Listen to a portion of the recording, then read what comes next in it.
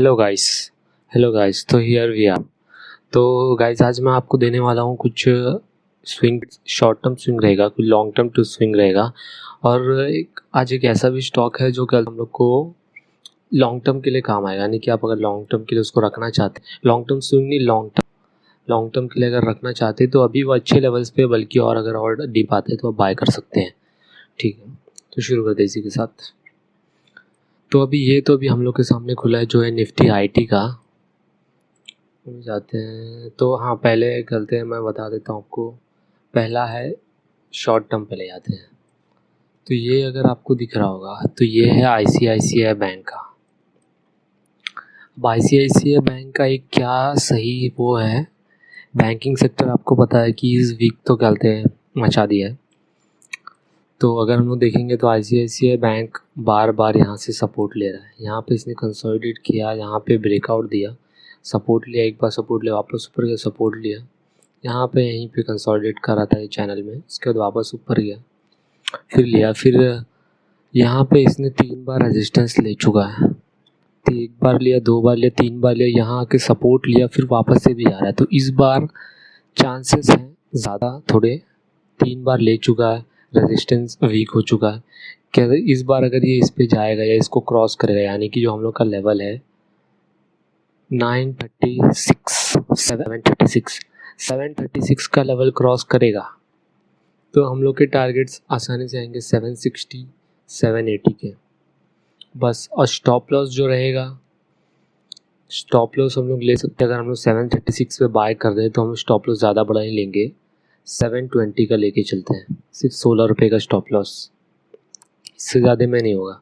But एक बात है, अगर ये इसके ऊपर एक दिन में कैंडल क्लोज करे अगले नेक्स्ट वीक में, अगर मंडे के दिन क्या तक खुलता है, आप साइड में चले जाता है तो आपको नहीं बाय करना। अगर 936 के ऊपर क्लोज करता है तो ही हम लोग इसको बाय करेंगे और इसको लेके जाएंगे। ठीक है, ऐसा नहीं तो फिर अगर वो 936 हो सकता है टच करके वापस आ जाए, फिर आपका इसमें कुछ फ़ायदा नहीं होगा। टच करके वापस आएगा तो ये वापस ये ट्रेंड लाइन पे आएगा, फिर वापस आ सकता है, फिर वापस एक और फिर जा सकता है, या वापस यहाँ आके यहाँ पे टच करके फिर यहाँ से जाएगा। तो आपको देखना है इसके ऊपर क्लोजिंग होना चाहिए। तो ये था हम लोग का सबसे पहला स्टॉक, जो इसका डिस्क्रिप्शन में मैं डाल दूंगा, इसके टारगेट्स और स्टॉप लॉस। दूसरा ये था हम लोग का शॉर्ट टर्म स्विंग, यानी कि ये शॉर्ट टर्म है, 36 पार किया, आपको 1 वीक, नेक्स्ट 1 से 3 वीक के अंदर 780 के टारगेट्स या 800 तक टारगेट्स भी पहुंचा सकता है। ब्रेकआउट के बाद ये काफ़ी अच्छा दिखाता है, ऐसे बैंक मूव करता है। उसके बाद जो हम लोग का नेक्स्ट है वो थोड़ा लॉन्ग टर्म स्विंग बोल सकते हैं, या लॉन्ग टर्म के लिए इसको रख सकते हैं, मगर मैं लॉन्ग टर्म स्विंग के लिए दे रहा हूँ ये आपको। अगर आप इसको देखेंगे तो इसने यहाँ पे एक ब्रेकआउट दिया था। ये तो बड़े टाइम फ्रेम का ट्रेंड लाइन बनाया था मैंने, यहाँ पे एक ट्रेंड लाइन बन रहा है। अगर आप देखेंगे यहाँ पे, एक मिनट, यहाँ पे क्या थे, ये ट्रेंड लाइन बन रहा था जिसका इसने ब्रेकआउट किया था।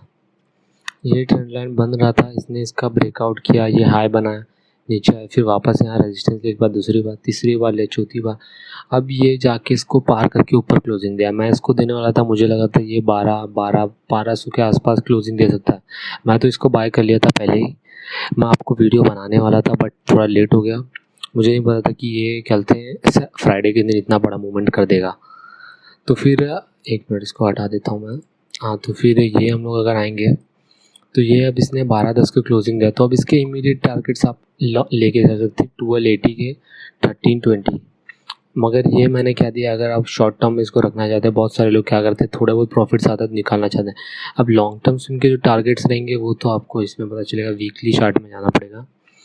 और वीकली चार्ट में आपको क्या दिख रही है, अगर आप इधर देखेंगे तो ये यहाँ पे 2018 अगस्त से ये यहाँ पे पहली बार रेजिस्टेंस लिया, फिर वापस आया 2019 में लिया, यहाँ पे आया 2019 दिसंबर में, और यहाँ पे आया 20 में, वापस से यहाँ पे आ रहा था, मगर ये भी ये फिर यहाँ पे आया, थोड़ा कंसोलिडेट किया पूरा ये लेवल। कितना किया इसने, मई से लेके सितंबर तक किया है, 3 से 4 महीना। उसके बाद ब्रेकआउट दिया, यहाँ पे अपर लेवल पे कंसोलिडेट किया, अब ब्रेकआउट दिया, यानी कि अब इसके टारगेट्स आपको छोटे नहीं लेने हैं। अब इसका टारगेट अगर आप ले सकते हैं तो पहला टारगेट लेने का 1300 के और दूसरा टारगेट सीधा 1500 या 1600 के आसपास। पहला टारगेट 1300, दूसरा टारगेट 1500। ये टारगेट है, ये थोड़ा लंबा समय ले सकता है, 3 to 4 मंथ, 5 मंथ, 6 मंथ तक जा सकता है। तो अगर आपके पास कैपिटल है लॉन्ग टर्म में रखने के लिए, मतलब mid term, long term mid swing के लिए, तो फिर आप इसको कर सकते हैं। थोड़ा लॉन्ग टर्म स्विंग आएगा, क्योंकि आपको पता है अगर बड़े टारगेट्स लेने हैं, अब हम लोग का पहला टारगेट 13 और 1500, यानी कि अभी 1200 पे चल रहा, 100 पॉइंट्स और फिर सीधा 1500, 200, 300 पॉइंट्स के टारगेट हम लोग के। तो अगर हम लोग इसको कैलकुलेट करेंगे 1200 से, 1210 से अगर मैं कैलकुलेट करूँगा 1500, तो ये हमको कुछ 23% का रिटर्न दे रहा है, 23% का रिटर्न दे रहा है अगर आप इसमें इसमें लेंगे अभी। तो ये था हम लोग का लॉन्ग टर्म स्विंग के लिए, जो का इंडसलैंड बैंक था। और एक और है शॉर्ट टर्म स्विंग, ये है हैवेल्स। अब ये तो दोनों बैंकिंग सेक्टर के, तो क्या होता है अगर अगले next week banking sector perform करता है और इसके अगर ब्रेक करता है ये लेवल 930, तो आप बाय कर सकते हैं। और इंडसलैंड को अगर आप बाय कर सकते हैं मार्केट ओपन होते ही 1200 से 1215 के रेंज में इसको बाय कर सकते हैं। और अब हैवेल्स का आता है, तो हैवेल्स में हम लोग क्या देख रहे हैं, डेली टाइम फ्रेम में आता हूँ। तो हैवेल्स में हम लोग देख रहे हैं यहाँ पे इसने कंसोलिडेट किया, ब्रेकआउट दिया, वापस से रिट्रेस किया कुछ पॉइंट, कंसोलिडेट किया, फिर ब्रेकआउट दिया है।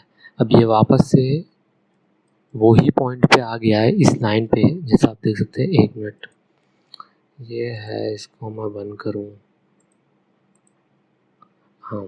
तो ये जो देख रहे हैं हम लोग लाइन, इस लाइन को अगर ब्रेक करता है, यानी कि 1480 को, 1480 को अगर ब्रेक करता है ये, तो फिर आप इसको शॉर्ट टर्म के लिए लेके चल सकते हैं, टारगेट 1550।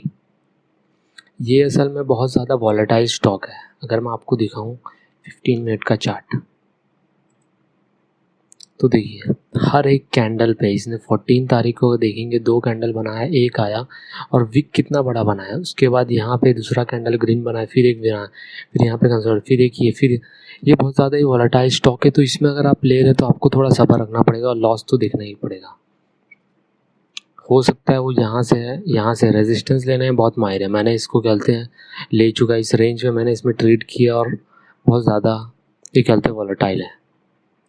तो अगर आप ये ले सकते हैं, थोड़ा रिस्की हो जाएगा, तो इसको तो अगर थोड़ा रिस्की ट्रेडर है आप तो संभाल के लीजिए। मगर एक बात है, अगर ये इसके ऊपर ब्रेक, अगर ये कहते हैं फ्लो में जाता है, वॉल्यूम्स भी लास्ट कैंडल जो बना है वो अच्छा है, अगर फ्लो में जाता है तो फिर हम लोग को, अगर आप चाहें तो 1530 का पहला टारगेट और 1550 सेकंड ले सकते हैं।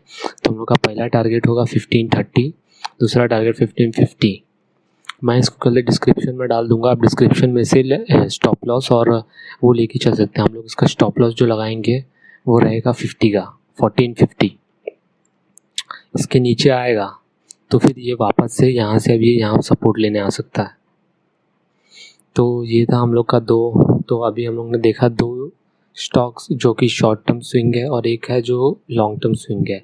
और अभी देख लेते हैं पहले जो पिछला मैंने दिया था M&M का स्विंग, तो ये है हमारा M&M का स्विंग। मैंने आपको बाइंग रेंज दिया था 820 से 830 तक। तो अब क्या है, मैंने इस कैंडल पे बनाया था, 1 मिनट इसको मैं हटाऊँ पहले, इस कैंडल में बनाया था। इस कैंडल में अगर आप देखेंगे तो आपको मिला था, इसने इस कैंडल का लो बनाया है 28 का, वापस से इस कैंडल का लो बनाया 29 का। यानी कि आप ऐसा नहीं बोल सकते कि 30 के नीचे आपको बाइंग का मौका नहीं मिला। आप अगर 30 के नीचे बाय करना चाहते थे तो इसको बाय कर सकते थे। तो अभी हम लोग जाते हैं, अगर आपने इसको 830 पे, मैं 830 पे पकड़ के चलता हूँ, अगर 830 से अगर आप पकड़ के जाएंगे तो अगर समझ आपने इस कैंडल पे बाय किया जो कि 4 अक्टूबर का था, तो 4 अक्टूबर में हमने बाय किया 1 2 3 4 5 6 7 डेज़ के अंदर उसने आपको सेकंड टारगेट हिट करके दिया था। मैंने बोला था सेकंड टारगेट करते हैं आपको कुछ दिन लगेंगे, 1 मंथ तक लग सकता है, मगर इसने आपको 7 डेज़ के अंदर सेकंड टारगेट हिट करके दिया। ऑटो स्ट्रक्चर बहुत ज़्यादा, ऑटो सेक्टर अभी बहुत ज़्यादा ही बुलिश है। तो अगर आप इसको होल्ड कर रहे हैं, अगर आपने मेरा वीडियो देखा होगा, वैसे व्यूज़ बहुत कम थे मगर कुछ आए हैं व्यूज़, अगर आपने देखा होगा तो आप कहते हैं इसको अभी भी होल्ड करके जा सकते हैं, कुछ टारगेट 975,000 तक के, और बुक करना, पार्शियली बुक कर लीजिए। मार्केट बहुत वॉलेटाइल हो रहा है, निफ्टी अपने ऑल टाइम हाई पे हाई बनाए जा रहा है, कोई भी एक ऐसा अच्छा रिट्रेसमेंट नहीं दिया है जिससे क्या कहते हैं हम लोग श्योर हो सकें। तो इसमें क्या कहते हैं प्रॉफिट बुकिंग बहुत जल्दी आ जाता है, कोई भी थोड़ा भी न्यूज़ आया बेकार प्रॉफिट बुकिंग आ गया, तो हम लोग को संभाल के चलना पड़ेगा। तो ये है, यहाँ पे आप कहते थोड़ा प्रॉफिट बुक कर लीजिए और थोड़ा कैरी करके जाइए, जो आपको कहते हैं 1000 पे बुक कर सकते हैं। तो अब हम लोग अपने आखिरी स्टॉक पे आते हैं जो है HCL टेक। अब ये स्टॉक मैं देने वाला हूँ लॉन्ग टर्म के लिए। आपको तो पता ही होगा इसका क्या कहते हैं अर्निंग्स आ चुका है, अर्निंग्स फैबुलस थे। अगर आप चाहें तो लिंक डिस्क्रिप्शन में डाल दूंगा, आप कहते जाके पढ़ सकते हैं इसके अर्निंग्स के बारे में। इसके अर्निंग्स में अच्छा खासा ग्रोथ हुआ है, कंपनी ने कहते हैं ग्रोथ के उसमें भी बहुत अच्छा वो दिया स्टेटमेंट कि काफ़ी आगे अच्छा ग्रोथ हो सकता है, और डिविडेंड भी मिल रहा है अभी।